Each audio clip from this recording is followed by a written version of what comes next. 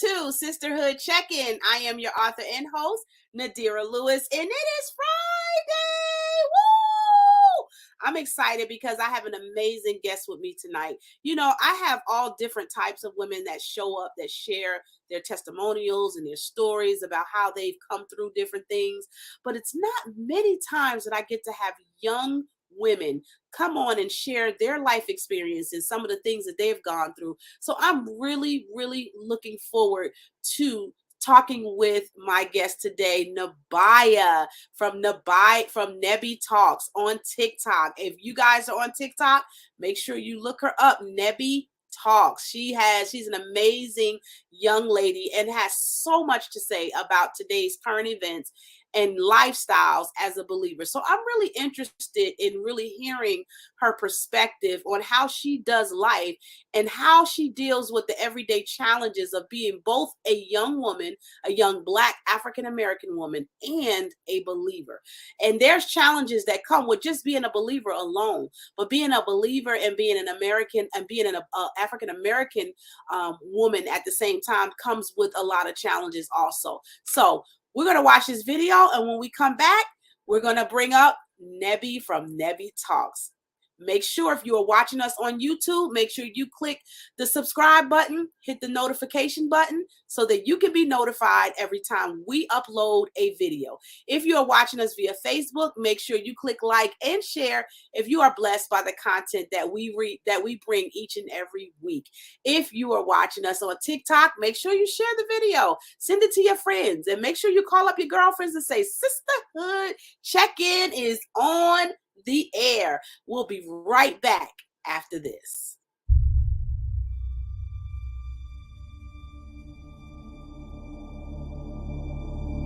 Long before the beginning of all other beginnings, God is. In a burst of creative activity, God creates the world and everything in it. Humans are designed to live inside of this unique relationship, but they choose otherwise. The law of God is broken, and the heart of God is pierced. But the story isn't over. In the fullness of time, God gives his Son, born of a woman, born under the law. Jesus comes to seek and save those who are lost, wounded for our transgressions, crushed for our iniquities. On the cross, God is in Christ, reconciling the world to himself. And with a loud cry, Jesus breathes his last. But the story isn't over. On the morning of the third day, the power of the living God erupts, breaking through death with the moment that will define all other moments. Perched at the edge of heaven, the angels stand in awe as one of their own rolls away the stone that's guarding the body of Jesus. As if anything can guard Jesus. He walks out of the tomb alive. He is victorious. He is conquering death and rendering the grave unnecessary. He is living and moving and breathing as only the risen Son of God can. But the story isn't over. We are, every one of us, searching and hoping and longing for life. It's a desire that's been deposited into our souls by the very same God who spoke it all into existence. And it's this exact life that the resurrection of Jesus invites us into. So bring your hopes, your regrets, your successes and your failures. Bring your doubts, your joys, your fears and your dreams. Be resolute and unwilling to settle for anything less than the abundant life of the risen King. Because truly, if the story isn't over, then what happens next might just change everything.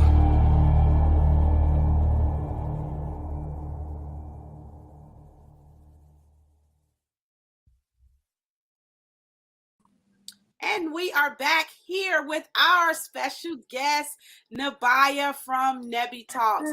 You know, Nebiyah, every time Hi.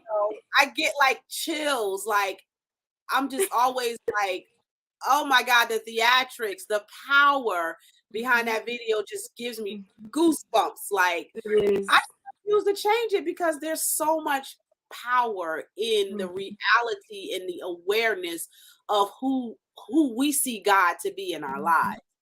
And every time I watch that video, I'll be trying not to cry. Like, I'll be like, Aw. okay, it's about to be over. Okay, no running makeup, no running makeup. It is hard when when you can see in theatrics how awesome God is. It just really it just makes you feel a certain way. It just makes you feel like, that's my God. Like, yes, that's my God. Like, yes. So Nebiyah, welcome to Sisterhood Check-in. How are you? Thank you. I'm good. Thanks for having me. This is such an honor and a privilege. Honestly, thank you so much. Yes, it's an honor to have you. Thank you. Yes. So we're going to get into some amazing conversation today, and we've had some conversation before the broadcast. And I always ask each and every person that comes on the show, is the more transparent you are, the more open. We're just having conversations because we don't know who's watching, right? You do Nebby Talks. You have your own podcast, and you talk about different subjects that really just make you just want to be like, that's a good point. Though TikTok is only 30 to 60 seconds, in those few seconds, you grab my attention and was like, wow, this lady is somebody that I need to talk to on live. You know, I used to have a mentorship program for young adults from the age of 13 all the way up to 17 when I lived in Florida. And I did that for 3 years. And it's amazing the things that you learn from watching young adults and the experiences that they go through. You'd be amazed at some of the stuff. You'd be like, how do you go through so much at such a young age? Right. So soon? And not even some of these adults have experienced that. So I know that you have a lot of experience and a lot of things that drive you to be the type of person that you are. Talk to us about how you became the woman that you are today. Through lots of trial and error. Oh my God. I used to be, when I think back on who I used to be, I'm disgusted. And I used to look myself in the mirror and I didn't like what I saw on the inside. And so I made a choice to change who I was, the ugly parts of me. I made a choice to just do away with those things because I was causing destruction in my relationships by the type of person I was, my characteristics, my flaws. And I told the Lord, I don't want to be like this anymore. Like, I need you to help me. I need you to help me just get delivered, be set free, to help me be more self-aware. I don't want to be judgmental. I don't want to gossip anymore. I don't want to tell everybody's business no more. And I'm ashamed to even say I used to be a gossiper, but I was that person. I started drama everywhere I went. Everywhere I went, drama followed. And I just didn't like who I was. And so I did the work. I'm still doing the work every single day. I'm bettering myself. But you just realize how horrible of a human being we are sometimes without the Lord. You know what I'm trying to say? Like, we're not horrible human beings, but out of core, there's a lot of evilness. And if you don't have God to put you in check, the evilness will consume you. So, I had to really rely on him heavily. And at first, I didn't do that. I didn't fully surrender my life to him until the end of last year. But when I was like 19, I started going to church more. I started MIT, which is ministers in training. I started praying more often, reading my Bible more often, just trying to get close to him so I can be a better person. But when you don't fully surrender, it's kind of hard. It's like you backtrack a lot. So I would do the work and get better. And then because I wasn't consistent in my walk with the Lord, I would end up backtracking and just going back to that person. And like, it was just so frustrating Because I used to just cry, like, am I ever going to be different? Am I ever going to be transformed into the Proverbs 31 woman that I know is inside of me, you know? So, honestly, it's like, what helped me become the person I am today and what's helped me become better every day is consistency and never giving up. Like, no matter what, no matter how many times I fail, how many times I disappoint myself, I don't give up. I don't give up trying to be better. I don't give up trying to be transformed by the renewing of my mind. I don't give up trying to become the Proverbs 31 woman that I know I'm supposed to be.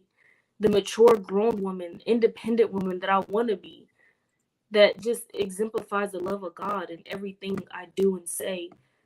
And one thing that helps is the people around you, they can see things that you can't see in yourself. So I used to ask my friends and family, what is something about me that I can change? What is something about me that I can work on? What are some things about me that is just annoying or something that I can improve on? And they'll tell you. If they love you, they'll tell you. And I challenge everybody to know to ask that question to the people in their circle, because there are things we can't see about ourselves. We just can't. You need help from other people. We're not meant to walk in this life alone. The Lord put people in our life for a reason. So that helped a lot. And it's a rude awakening. It hurts, yes, but it made me who I am today, the much improved, better person that I am. So much more self-aware and everything, because I was able to humble myself and ask, what can I do to change into a better person? What is something about me that is just ugly, that turns you off? And turns out there was a lot of things about me that people didn't like. It got to the point I used to hate myself, because it's like, I'm so messed up. Will I ever become better? Will I ever just exemplify the love of God like I'm supposed to? I have so many flaws.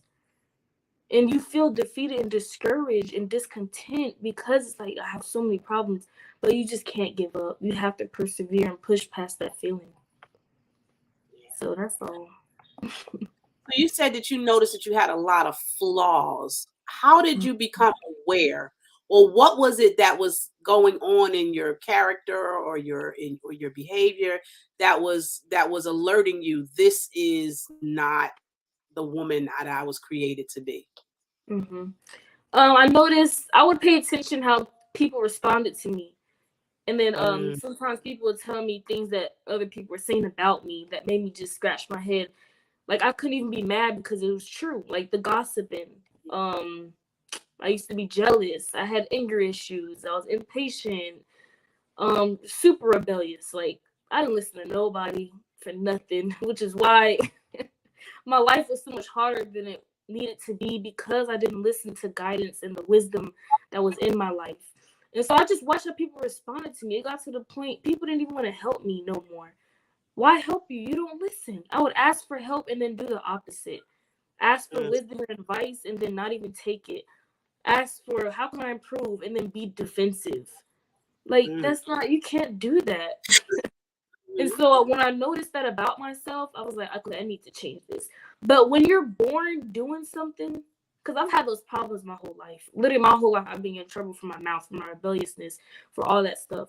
So it takes a while to unlearn those habits, unlearn those ways, that mindset, basically. That's why it says in the Bible, be transformed by the renewal of your mind. That's a daily thing. That's not a once in a lifetime type thing. That's something that has to happen every day. You have to constantly be transformed by the renewing of your mind.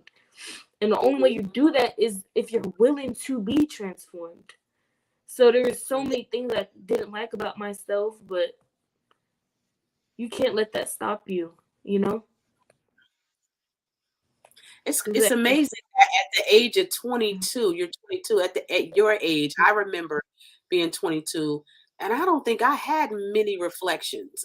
Like, I remember, maybe because I was a parent and I had forward thinking. Mm-hmm. And so I didn't have many times to really reflect because I was in survival mode, trying to make it as a new wife, trying to do life. And so I didn't really have a whole lot of time to reflect until I started going through some things. Then I started So it's really good, and that you started reflecting before, before you actually got into some real hardcore trouble, Right. Right. because most people don't really stop and turn, which is what repentance is to Mhm. change directions.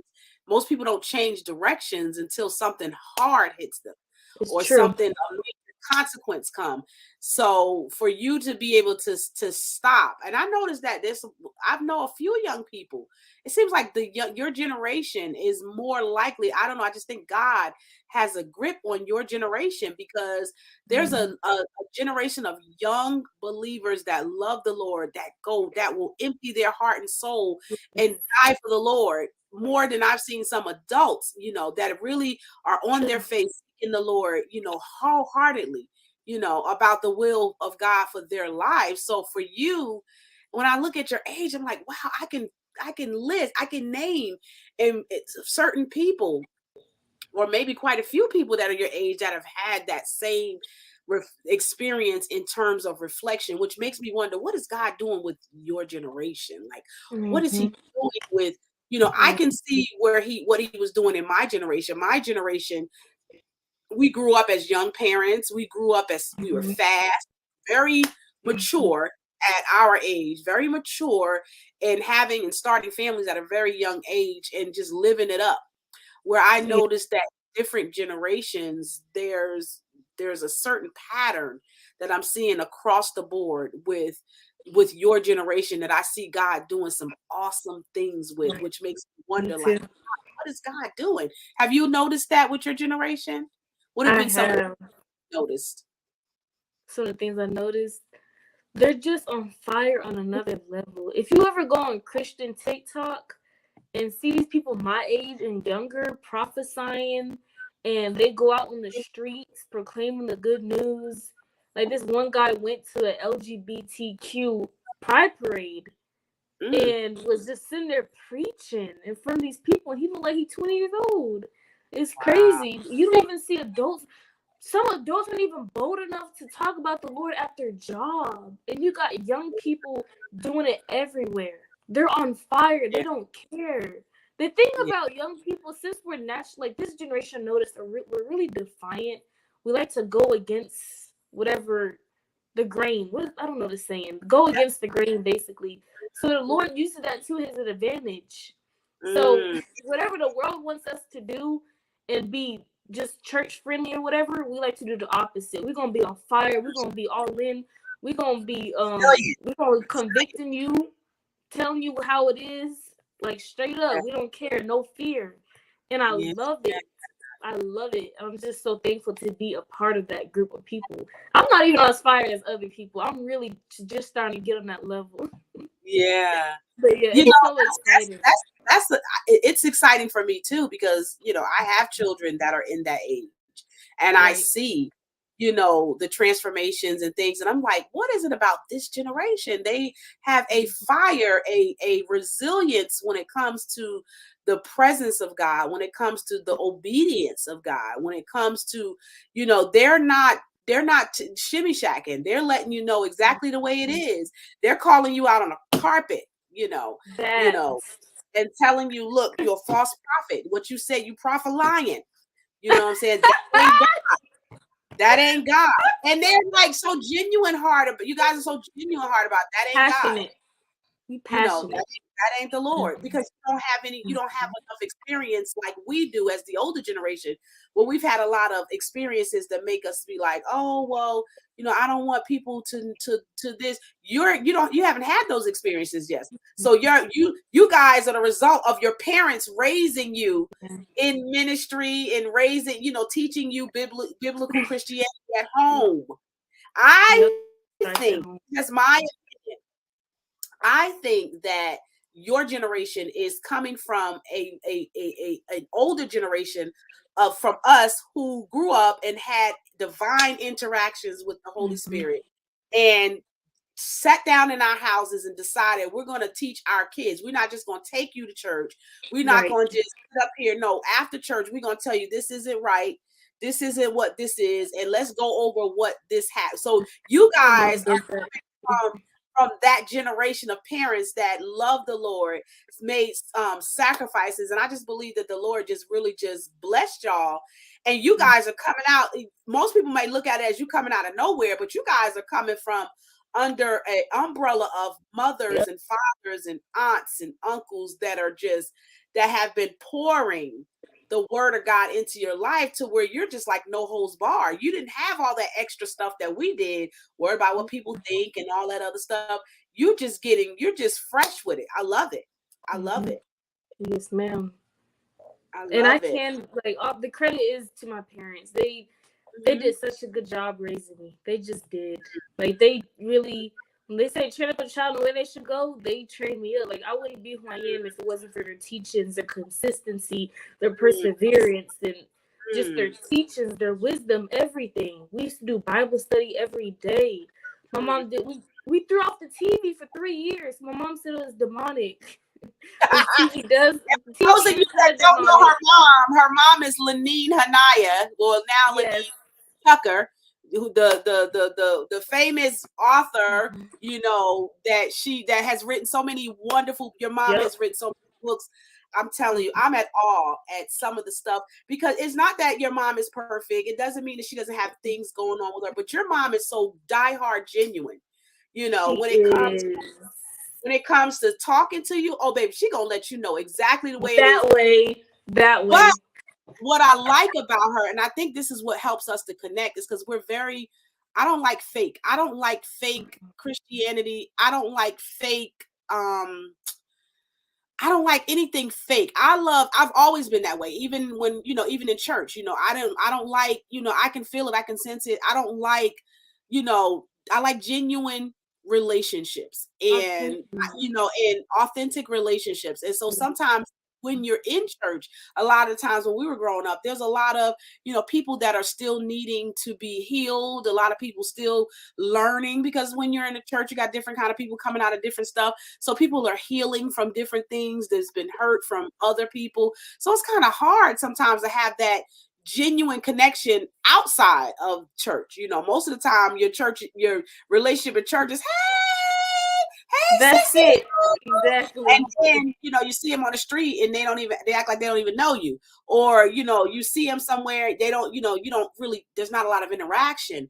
But, when I met your mom was just we connected on so many different levels and had the same perspective when it came to raising our children. So it doesn't surprise me to see you turn out the way you were, because I remember you when you were a teenager, when you were like really young, really, really young. Really? You probably don't remember me because you were young. Your youngest sister was in your mother's arms. Your youngest, matter of fact, your youngest sister was 6 months old. No, 4 months. I want to say she might have been 4 or 6 months, because I remember your mom had her dressed up and she was preaching. And I was like, oh my God, this lady's going to bust the church wide open talking about sex. Did she just say penis in the church? Oh my gosh. That's my mom. She is not coming back. I remember thinking, they not going to let her back. Lord, please let her come back, because I don't care. She was raw. And there's just so many things that I've just listened to her. She's a studier of the word. She's not just, which is what drew me a lot of the times to her, because, when you're studying the word and you're studying it from a pure heart, and you're studying from the aspect of, I really want to know the truth. I really want to know God in a way that's outside of the norm. I really want to know God and really figure out, because I've seen God, and I know and I want you to talk about that. I've seen God in my life, even as a teenager, as a young kid. I've seen his presence. I always knew that there was somebody watching over me. I always knew. Some may say, oh, it was angels. Me, I knew that the Lord was watching over me because of the different circumstances I was in, different, interactions I had. I always knew in the back of my mind that the Bible said the Lord knows them that are his. And I believe that he knew that I knew that he knew that I was his. And so he's always covered me throughout the years, and has extended such an amazing amount of grace in my life, and continue to, while I get to a place to where we meet again. So what was that like for you as a young when you're young? Did you have that same experience where you felt like God was with you even as a kid? Most Because with your definitely. parents, both of your parents being preachers, I'm sure you guys had some encounters. It got so bad in my house where my now 20-year-old was 3 at the time. I want to say 3 years old, and he was praying for the neighbor because he said the neighbor was smoking too much cigarettes. And he would go out, and I remember we would have prayer time in the morning. He would be praying, call, but I pray for Miss Kiki that she would stop smoking up all those cigarettes because those cigarettes is all over and he would go outside and It's be like, hilarious. why you smoked up all those cigarettes? You got all those cigarettes in front of our house. And I used to just laugh, but he had such a genuine heart Yeah. Yeah. to want to see her, to pray for her, and Yeah. for God to just extend His grace. What was it like for you as a child, being raised in the household with Lenine and your dad? Your dad's a preacher too. Your dad's a pastor, right? Prison, yeah, he got a prison ministry. He's been doing it for over 10 years. Wow, nice. Yeah. Both my parents on fire for the Lord. No, but my mom said at the age of 2 and 3, I was speaking in tongues, praying, and at 2, 3 in the morning, praying against demons. She said I was prophesying, all types of at 3 years old. I'm like, what? I wish I could remember that. But yeah, at a young age, I've always known about the Lord. He's always been in my life. I have no idea what it's like without him. No idea. Because the anointing will always be here. His presence was always there.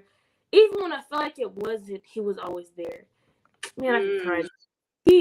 After my parents got divorced, it was really, really hard for us. Like, for a good almost 10 years, it was hard.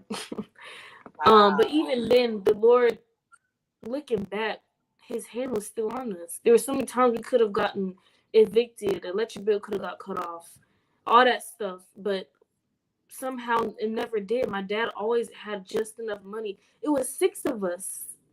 My mom, she lived in her own apartment, so it was just my dad raising 6 kids.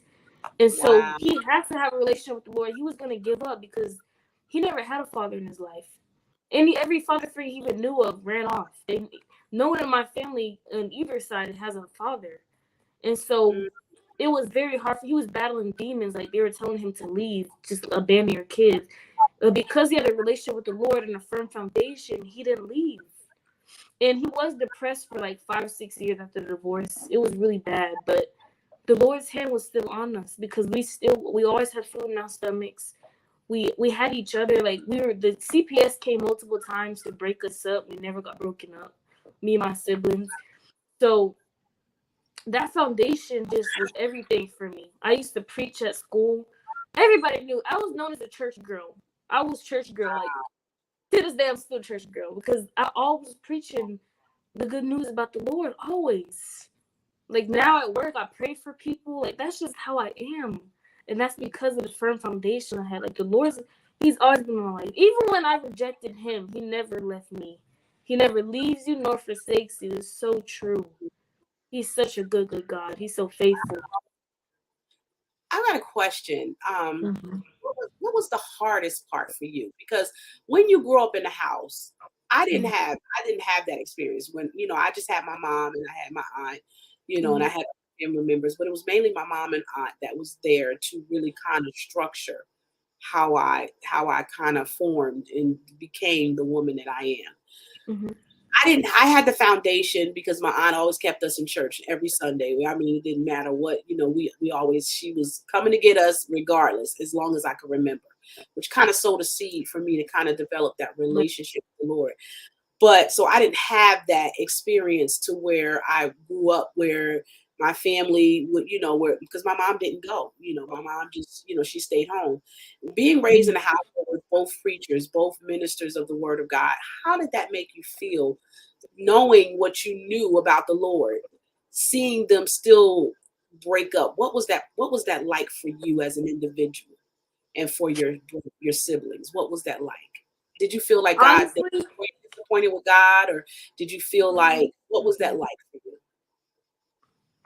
I was just really confused because my dad always said that the Lord hates divorce. He always said that, and then yet they still got a divorce.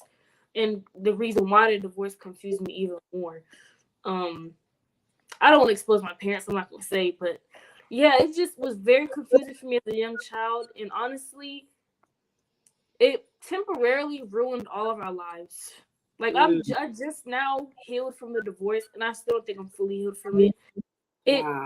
changed the very core of who we were. Like if they didn't get divorced, we'd be completely different people in a completely different life right now.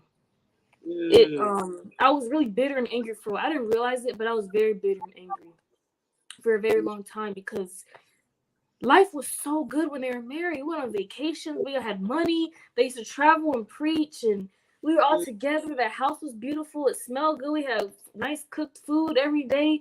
And then after we got divorced, everything went downhill. Everything. And I was just so confused. Like, why do we have to go through this? We're poor. Mom and dad are arguing all the time. Dad's depressed and abusive. Like, Yeah. it was horrible. It was honestly horrible. Wow. The hardest part was basically honestly my childhood being taken away from me because I'm the oldest out of all 6 of us siblings. There's 7 of us, but my brother, he didn't live with us, my older brother. So I was the oldest in the house. So I had 5 younger siblings looking up to me. And I was 12 years old. I was 10, 11, and 12. Excuse me. And my dad put it in my responsibility to take care of the kids. I had to give my little sisters baths. They were like a year old at that time. Give them baths, cook dinner, had to clean, make sure everybody went to bed the right time, make sure no one went outside. My dad, we were latchkey kids. We couldn't go outside after school because he didn't want anything happening to us. He didn't want any drama popping off, and he wasn't there to handle it. So we couldn't go outside. It was just a lot. And I didn't have my mom to guide me and teach me how to be a woman. Like, there's 5 men in the house. No, 4. And my sisters were young, so I was the woman of the house, but I didn't know how to be a woman. I didn't know about proper hygiene. Like, I didn't know how to take shower. I didn't know to take showers, my period and stuff. I didn't know how to properly clean up after myself. My room was always a mess. I was very masculine. I just had masculine energy. That's because that feminine energy that needed to be there was gone. My mom was still there, of course, but not consistently. We got to see her maybe once a week. I don't even remember seeing her, to be honest. I don't remember any good memories from that time. But it was very, very, very hard for us. But it made me who I am. Like, I'm mature. I'm responsible. I take care of business. I'm an independent woman. I'm grateful for what I went through because without it, I wouldn't be who I am. And honestly, despite my flaws, I love who I am. I really do. I wouldn't be this outspoken and bold. I wouldn't be a natural leader. You know what I mean? So we can complain, but honestly, everything works together for the good of those that love the Lord. And I love the Lord, so it's working for my good. It's working in my favor. I love it. I know the Lord's gonna bless me with a beautiful marriage. I know He is. Yes. And I'm just like, when I hear you talk, it makes me think about me and my first husband. And we had 4 children together and went through similar, situations and stuff like that when we divorced and separated. And my children had to go through the difficulty of being comfortable. We had our own house. We had it built and we're comfortable. We didn't have everything we wanted, but we were comfortable, and had challenges like any other family, but it was a sense of security. So I've always, when I start to see my kids, because some of my kids, my oldest daughter and Jeremiah had the hardest time. They are more alike, had the hardest time with dealing. Jeremiah was the middle kid in terms of the boy. My daughter, Preach, them two had the hardest time because they're more emotional. They're more intuitive. Christian and Adam are more kind of laid back, like, hey, Sarah, whatever will be. But they internalize a lot of their frustrations, and so sometimes they're the worst because they internalize it and they wait till they're steamed, and it can come out any kind of way. But where Jeremiah and Lay Preach were more questioning, like God, why did you allow this to happen? Like, what happened? And they a lot of the times took it out on me because they didn't know how to. I didn't know how to deal with the reality of not being able to raise these kids on my own. I didn't know how to deal with that. I was still processing all the things that happened to me. But I think for them, it was a lot of embarrassment because of their friends, wondering what happened with your dad and mom. Why isn't your mom? Because we all were close in the community that we lived in. Wow. So it's really tough for them to deal with the pressure. But when I see where they are today, I see that God, it really showed me that God can take what the enemy meant for evil and turn it around and make it for your good. And he did, because they both have very intense relationship with the Lord. They both are very, it's like sometimes I look at my kids, I be like, okay, I know they love the Lord, but when I look at Jeremiah is almost like, I feel like I can relate him to, what's his name? John the Baptist, walking around just eating in the field, just eating, like, because he's so, it's like with him, it's like, I don't want anything that doesn't look like God. I don't want anything that doesn't, I don't want anything. And he moved to Alaska out of the blue just to get out of the ear, just to hear God. I'm going to Alaska because it's just going to be me and God. And he went to Alaska. We didn't know anybody. I was terrified. Because I was like, oh my gosh, what is he doing in Alaska? He was just traveling, but I had to trust the relationship that he had with God, that God was going to take care of him, because I knew he had a relationship with God. And went to Alaska, went to California, then went to Dominican Republic for, months to be with his dad. And he called me one day and he said, I'm ready to come home. And we had went through a really, I think Jeremiah was the hardest one I had the most trouble with, him and my daughter, because my daughter was trying to understand living without her dad. My son was trying to understand, how do I become a man and I don't have an example here to show me. And the one example that did come when I got remarried, he died. So what am I left with? So it really just kind of just helped me listening to you and watching them, seeing how much you guys as the younger generation are affected by that. Did you have some of that? Did you have a lot of kids like messing with you because your mom wasn't around and picking on you and stuff like that? Or was it just mainly because you guys were in the house, you guys just kind of depended on each other to kind of get through the moment? Well, we definitely, I got bullied, which also contributed to who I am. I did get bullied, but it wasn't because of the divorce. No one really knew my business back then, but it was obvious something was going on because I wore the same clothes every day. And we didn't have money for school supplies. We didn't have money for lunch, all that stuff. We didn't have money for basic things. Even $5 for a field trip is a lot. Cause think about it, we're all in school. 6 kids and $5 for a field trip. That's $30. That's gas money. So it was really hard. Like, we stopped. School supplies is non-existent for us. We got the free school supplies from the church. Like, little stuff like that, it really affected me. We could never buy new clothes for school anymore. We always got help from the church, to be honest. God bless them. But anyway, it's funny you were saying that your kids had problem with you, because I had so much resentment and anger towards my mom. Even though she didn't want to leave, she wasn't there when I needed her the most. It felt like she wasn't there.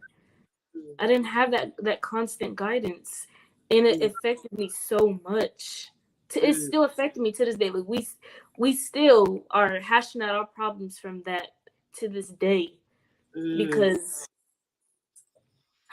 it's just hard when you don't have one of the parents in the home, especially when they were in the home and then all of a sudden they're not.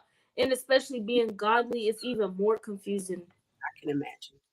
Yeah, it was hard. Like, we all had, imagine the pain that she might have felt not being there, because I can't imagine what, when there's one parent out, and then especially if you're a believer and you love your children, it's got to be hard. It probably was just hard for her, to be able to have to work through that. But one of the things that I love that you keep emphasizing is that it shaped you into the woman that you are. So you didn't allow the circumstances of what you and your mom went through to cause you to be bitter or cause you to not. Because with my daughter, she was like, forget this, I don't want to be married.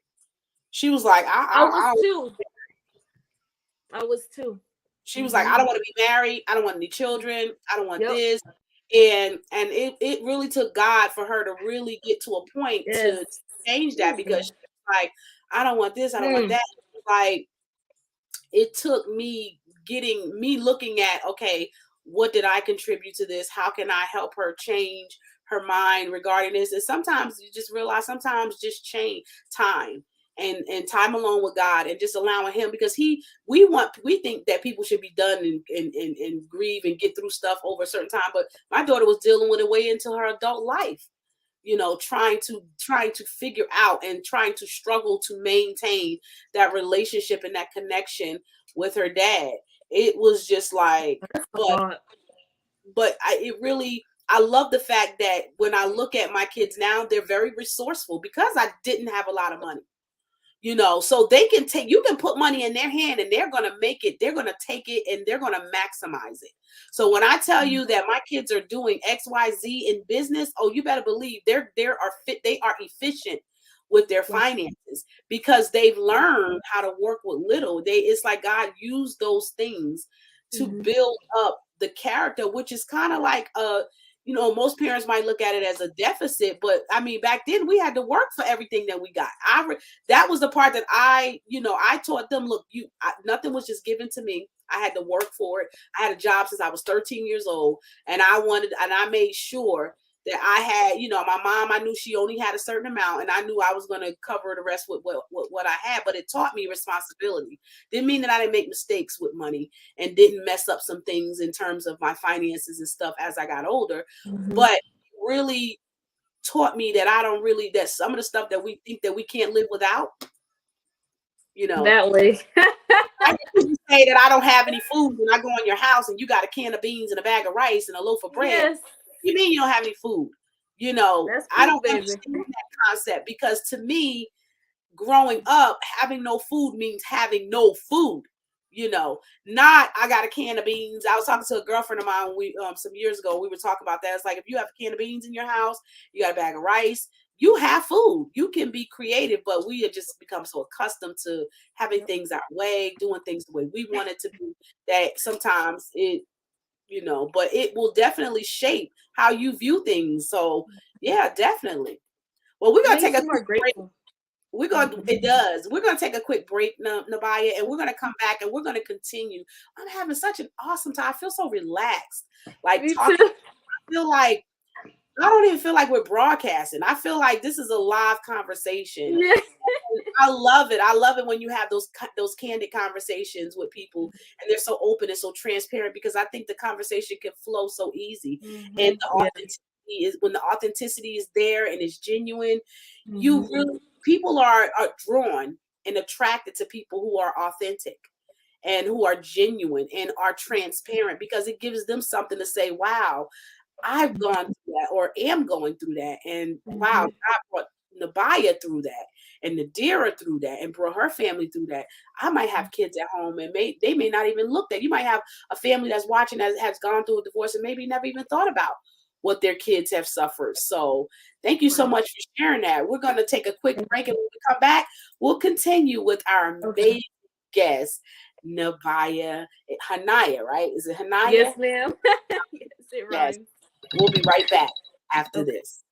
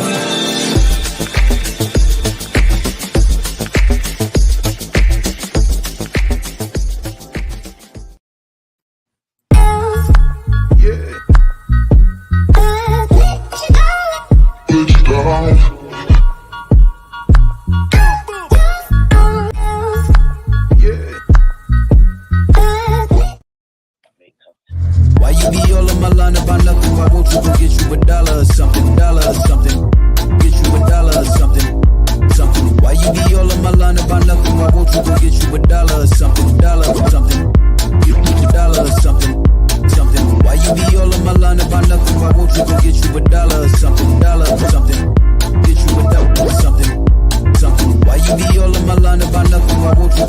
you a dollar or something, dollar or something. Dollar or something, dollar or something, something. Why you be all on my line about nothing? Why won't you go get you a dollar or something, dollar or something? Get you a dollar. IBG Careers is looking for customer service representatives needed to service their customers from home. If you're interested, please apply at www.ibgcareers.com.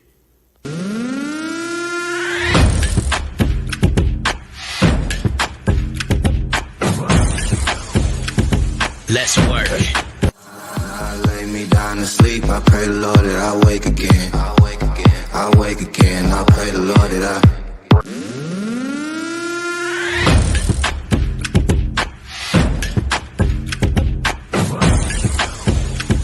Let's work.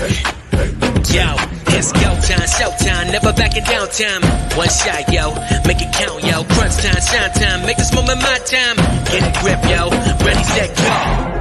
We bring the thunder. Bring the thunder. Let's work. Bring the thunder. Let's go. Bring the thunder. Let's work. Bring the thunder. Let's go. Yeah.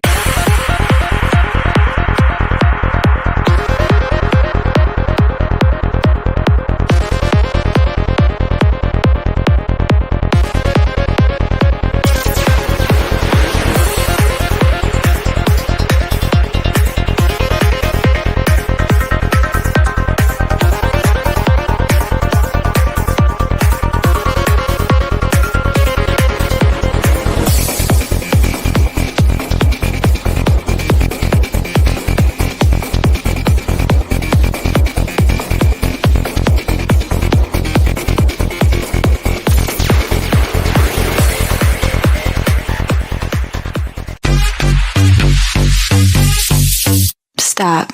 I want it, I got it. I want it, I got it. I want it, I got it. I want it, I got it. I want it, I got it. I want it, I got it. I want it, I got it. And we are back here with the Queen, Nebby Talks. Nebiyah. And if you guys have missed part one, you guys have really missed. You got to go back and watch the replay because Nebiyah has really opened up to us, is really was really transparent on how her experiences in life shaped her and helped her to become the woman that she is today. Now, Nebiyah, now I've tasted. I was at your house the other day, and it was your stepdad's actual, your bonus dad, so your bonus dad it was his birthday, and you guys did a big feast, and you cooked an amazing cake. And I went home, and I tell you, everybody was trying to eat off that one little slice. I was like, everybody was like, oh my God, you are a baker for real, for real. Like, Thank you. How did you get into baking? I started when I was in 8th grade. No one would make cakes in my family. And so I made the first cake from scratch. Not even my grandma made a cake from scratch before. Really? Which is shocking. Yeah, it's shocking. It's kind of weird. But they're more into pies and bread and stuff. So anyway, I made the cake. Everybody loved it. And so that started my passion right then. I went to go to school to be a pastry chef. I was really passionate about it, but I decided not to go to school for it because I realized it was more of a hobby, not really a career. And honestly, I stopped baking for a few years because I was into it, but it's kind of a lot. And I started going to work and stuff. But towards the end of last year, I just had an idea. Why don't I start a business? And I always wanted to sell cake and stuff, but I was always too scared. Cause I was like, oh, I'm not good enough. I'm not a professional. I don't have professional training. I don't know how to do this. I don't know that. So last year, the fears just went away. And I was like, just start it.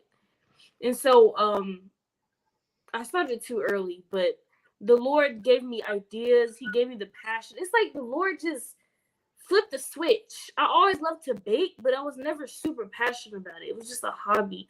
But he just flipped the switch, and like it was all I could think about. It's all I wanted to do.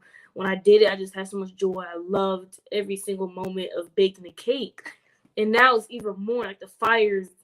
Yeah. So early this year in January, I officially started the business called Nebi's Anointed Cakes because they are anointed. Period. But yeah, it's called Nebi's Anointed Cakes, and I made some cupcakes and I brought it to work. I used to work at Publix, and everybody loved the cake, and I was shocked, and it made me so happy. Like, oh wow, this is like for real. I ended up making like $300+ my first week or something. I was shocked. Wow. Yes. So I Wow. love to bake. It's still not really off the ground yet. I have to get my business license and EIN number and all the other stuff. And I Yeah. still have to like build up my portfolio on my website. But I love to just bake whenever I can. So that's why every occasion I'm making a cake. Yeah. But I do sell as well. So if you want to order cake from Nadira, please do. I'm here thinking like, okay, I know Order you're cake from super Debbie. special, okay. I was just thinking that after we were diving into your cake, and I was like saying to myself, like, okay, I found somebody to make me a cake for different occasions. Like, Yes. okay. So yeah, you will definitely be hearing from me because I love to support one. I love to support one above way more than anything. And the fact that your cakes are delicious, like, oh my gosh. Thank you. And the offer still stands, as I said at your house, is that, me being a life and business coach, I'm still willing to kind of come in and help stand alongside of you and help you with, setting up different things and putting things into place and helping you Thank you. to build your business up. I meant what I said, so you have my phone number. We can always set up a time frame and get and set out a goal or where you want to go, and then set the pace to get you there, because you're gifted. Your gift has made room, honey. Your gift has made room for you, and so you definitely, you have the personality and the wisdom that your gift is the wisdom that God has implanted on the inside of you that comes out through preaching, that comes out through baking a cake. And as I said to you the other day, is your gifts. When you are aware of your gifts, it helps you to do your skill set even better. It improves your skill set. So just imagine if we combine what you're good at, what you're naturally gifted at, which is encouraging and being authentic and connecting with other people that have been in similar situations. You have such a heart to see people, to meet them where they are and to help them to come out of the situation, just using your experiences. And you can use that and combine that with your skill. There's a way to do both and be able to have the same. Yes, there's a way to do both, and I shared with some ideas with you before, but I can show you some ways that you can combine both, because with me, I always knew that I love talking. I was more like a one-on-one. I can flow one-on-one. I was never the one that liked to be out in front of everybody and speak in front of everybody. I was better. I felt like God used me more one-on-one in the shelter when I was living in the shelter, because I could sit down with them. I didn't have the distraction of people looking at me, seeing what I'm good and not good at, how appropriate or if I was using the correct language to, word pronunciation, it was just raw and authentic. But somehow I wind up still being in that place and still doing shows like this, Sisterhood Checkin, where I'm still having one-on-one conversations and giving people, and I've been doing this for, in October, it'll be 2 years, that I've been doing this, just talking one-on-one and just really, getting to the core of who we are and bringing that part out and allowing that to be displayed in our talents, in our skills. And there's a way that you do it. Look at Tabitha. Tabitha you would see Tabitha as somebody that just cooks, but cooking is just what her gifts is her what makes her good at what she does is because she has a gift to encourage and to motivate, and that gift, no matter, now she has like kid shows, she has so many different things she does, that no matter what she does, as long as she's doing what she naturally does, her talents and her gifts are just a part of her expression of how she does what she does. And so once you having the Nebby Talks, your podcast, talk about your podcast. I'm going to go ahead and show your podcast to our listening and viewing audience, because this is on a podcast too, on my podcast too. So Nebby Talks, what was the inspiration behind Nebby Talks? Honestly, I have no idea. So I was in my first relationship last year, and it was really bad, and I had been wanting to start a TikTok for a while, so I think I needed a release or something to distract me. I'm not sure what, but I started getting on TikTok and just posting whatever came to mind, my feelings, my emotions. I would vent, I would encourage, I would motivate, I would convict, I would preach, I would teach, and it just kept spiraling. And one day I posted just a random video about big boys, and I was encouraging big boys, because I know big people in general don't get a lot of love, and I've struggled with weight for like 8 years now. Yeah. So that video blew up, and I was like, oh, y'all be sleeping on big boys, blah blah blah, and it blew. I got 10,000 followers in like 3 days. Wow. And ever since then, I've just went off. Yeah, you got like this video was 334,000 views. Yeah, a lot of people. Wow. And I wonder, but I want one of my Christian videos to blow up. That's not a Christian video, but it's positive though. It's a positive. It's something that not a lot of people are talking about. If they do talk about big boys, it's in a sexual way or in a relationship. I'm just talking about big boys in general. They're cool people. Why don't you give them a chance? Just because they're overweight, you don't want to give them a chance? I'm one of those people, I like to stick up for the little guy. So if you're someone that I think people look down on or don't get enough attention, I'm going to stick up for you. That's the type of person I am. I've always been passionate about men in general. Maybe because I have so many men in my life, and maybe because I grew up with my dad more so than my mom. I'm just really passionate about men and helping them express, because they're taught to suppress their emotions, and they're taught to not cry and be strong and be manly.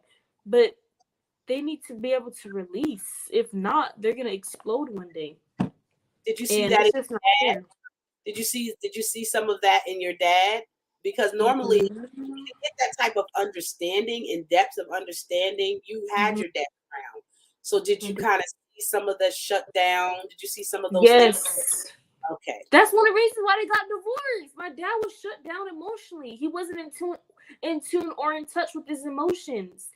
And it was like my mom was talking to a wall. She might as well have married a wall or nothing, because I'm not saying nothing. I'm not trying to speak down on my dad, but he that's so maybe that is why I'm so passionate about it. I didn't even think of that. My brothers are the same way though. But they just kind of suppress, and they have episodes every year where they kind of explode randomly, and it's like, where did that come from? But it's because they don't express their emotions enough. So I'm really passionate about men just being able to express and vent and release how you're feeling. Like, don't keep it all bottled up inside. Right. I see you have a video out. It's pretty interesting. And I watched this when you had 11,000 views, where you talked about generation, guys. This is the problem. You can say it's just sex all you want, but it's not just that. Like, there's so much more that goes into it. You guys are so spiritually unaware that you don't even realize what is going on when you have intercourse with somebody. Like, you create a soul tie, you're opening doors in the spirit world, you're becoming connected with them mentally, emotionally. Even if you're not in love with them, you're connected to them for the rest of your life, unless you know how to break soul ties, which most people don't. Like, it's not just sex, bro. And you put guys out here having relations with all these different women, and women have relations with all these different men. That's disgusting. That is disgusting. You don't know what they got. You don't know what they got. You got to worry about STDs, sexually transmitted diseases. You need to be worried about sexually transmitted demons. But anyway, that's too deep for you guys. I thought that was amazing because your mom wrote a book, Sexually Transmitted Demons. And looks like Nebiyah, looks like we got hopefully we'll wait for her to come back. She might have got disconnected. Hold on one, guys. Let me see if I can get a hold of her. Hold on. I'm telling you guys, she is, I mean, for somebody to be as young as she is and to have such a passion to be able to talk about some of the things that she's gone through. I mean, it's just completely amazing. And I'm grateful that she had the courage and continues to have the courage to talk about some of the things that she's gone through. It takes boldness to be able to experience that. Not sure what happened. Yeah, I was sharing your video about the sex thing that I was like, I like at the end where you said sexually transmitted demons, which, you know, your mom, turn your phone sideways, turn your phone sideways.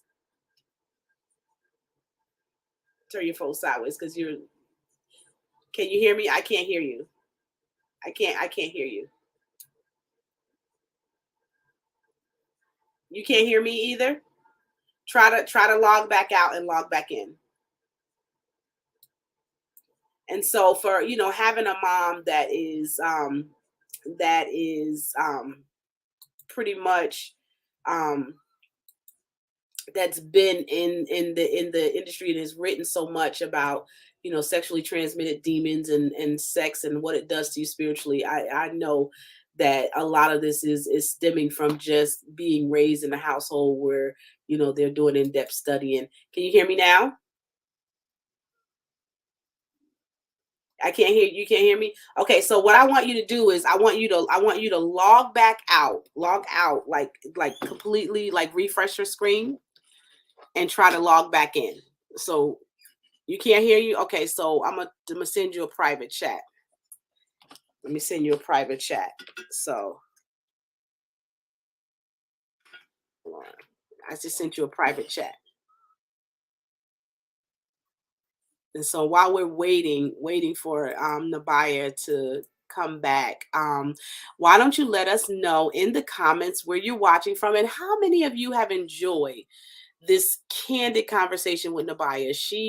I mean, the things that she shared with us was just simply amazing. So if you guys are blessed or have been blessed, put a note in the comment and let us know if you've been through a divorce and if you had children and you had to experience being able to watch your children go through different emotions as a result of your divorce. Put it in the comments and let us know. We love to be able to hear from you. So let's see. Are you back? Okay. Now okay. I can Turn your phone sideways. There you go. There you go. I'm sorry. I didn't hear anything you said. All I heard was bold.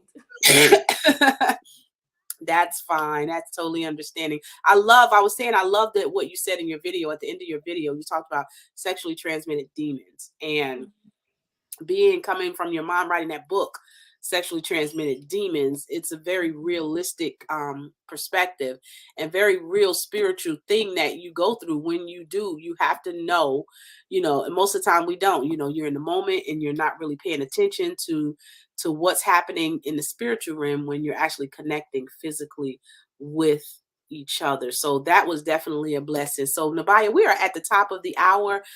Oh my gosh, I can go on and on with you, girl. You are just, it's so easy to talk to you. It's so easy to, because you're so genuine and authentic. It's like you have so much that is on the inside of you that you're not giving, you're not pulling and struggling. It's an overflow. It's like everything that you're saying out of your experiences and out of things you've gone through is just simply based out of your overflow. And so I thank God for you. And I'm really grateful to have the opportunity to get to know you on, you know, as a young adult. I mean, I knew you as your little kid and don't have a lot of conversations together because most of the time your mom and I would talk on the phone or we meet in different places.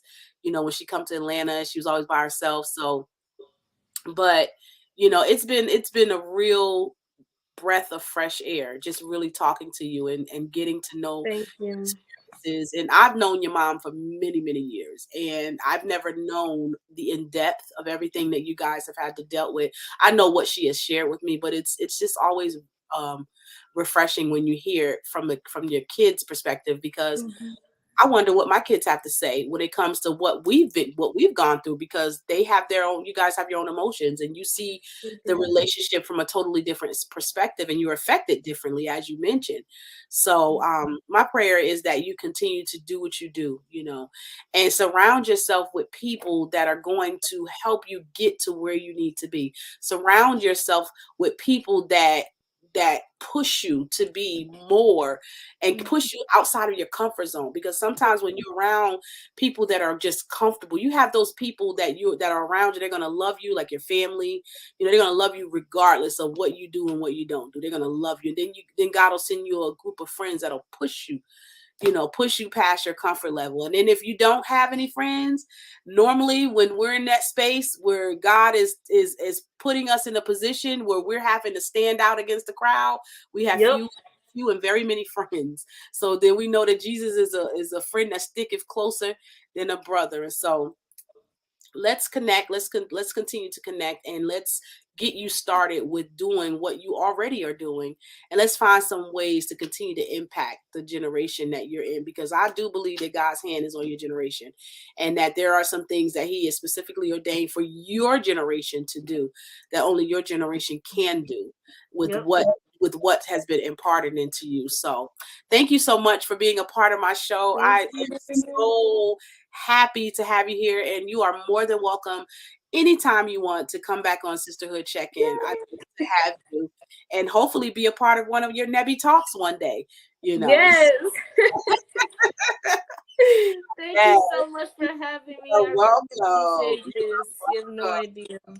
I've got some Thank you stuff so in much. my eye. Hold on, I've got some lint or something. I tell you, I every time I get some, I don't know if it'd be my eyelashes or whatever, gets stuck in my eye, and then I have to literally.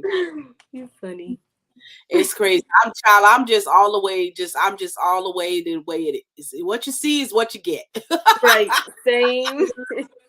What you see is what you get. Well, thanks again so much for joining us. Thanks to each and every one of you that continue to support Sisterhood Check-In. Listen, guys, if you have been enjoying Sisterhood Check-In, make sure you look at the bottom. Make sure you subscribe to my YouTube channel, bit.ly/WOP